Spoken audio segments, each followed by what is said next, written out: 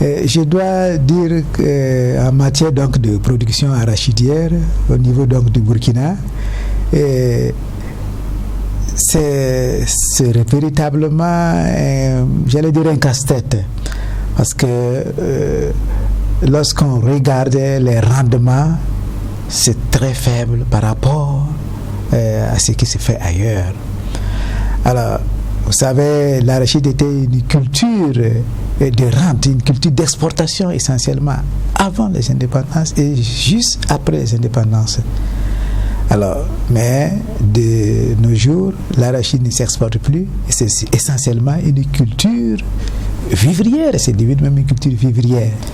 Deuxièmement, il y a le problème donc de l'aflatoxine qui fait qu'on ne peut plus exporter l'arachide vers les pays européens qui ont fixé des normes très élevées. Alors, ce qui fait que la production même nationale ne suffit plus aux besoins donc de la population, et donc on ne peut même plus parler donc d'exportation. Alors, pourquoi cette production nationale ne suffit pas à la population? Je le disais tantôt, l'arachide est considéré comme, j'allais dire, une seconde culture. On s'intéresse d'abord à la production donc de céréales et ensuite on s'occupe donc de l'arachide, qui est une légumineuse. Au Burkina, on est autour de 500, même pas 900 maximum, alors que ailleurs, on peut atteindre 2500 à 3000 kilos à l'hectare. L'arachide a beaucoup d'usages. Et bien sûr, au Burkina, c'est surtout la pâte d'arachide qu'on voit pour faire les sauces tegdege. On apprécie tant. Mais la vocation première de l'arachide, c'est l'huile d'arachide.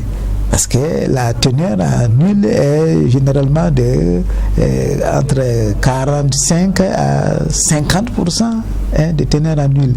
Alors donc généralement lorsqu'on exportait l'arachide, c'était pour faire l'huile d'arachide. Mais bien sûr, les pâtes d'arachide se font également de façon industrielle.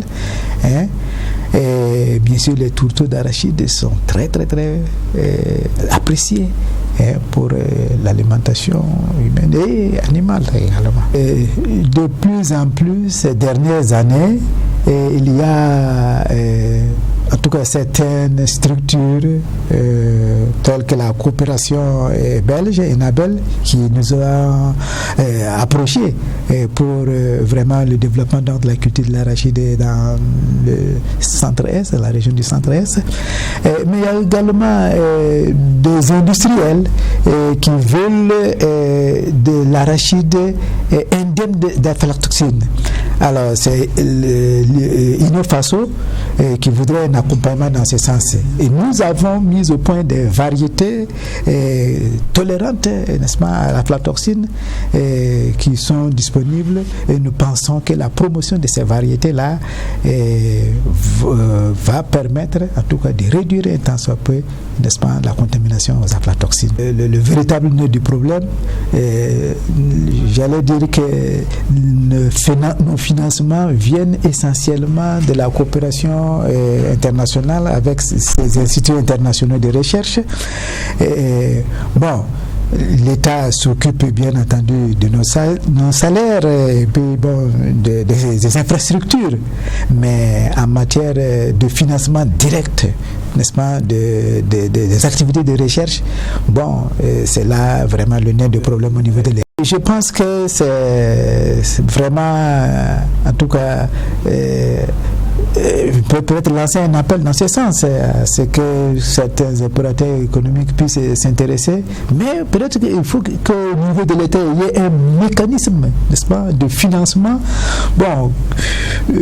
Ça peut se faire de sur diverses manières, mais en tout cas je pense que si on arrive à avoir un mécanisme de financement, ça va permettre en tout cas, j'allais dire, d'améliorer sensiblement en tout cas la recherche et en tout cas les produits de la recherche.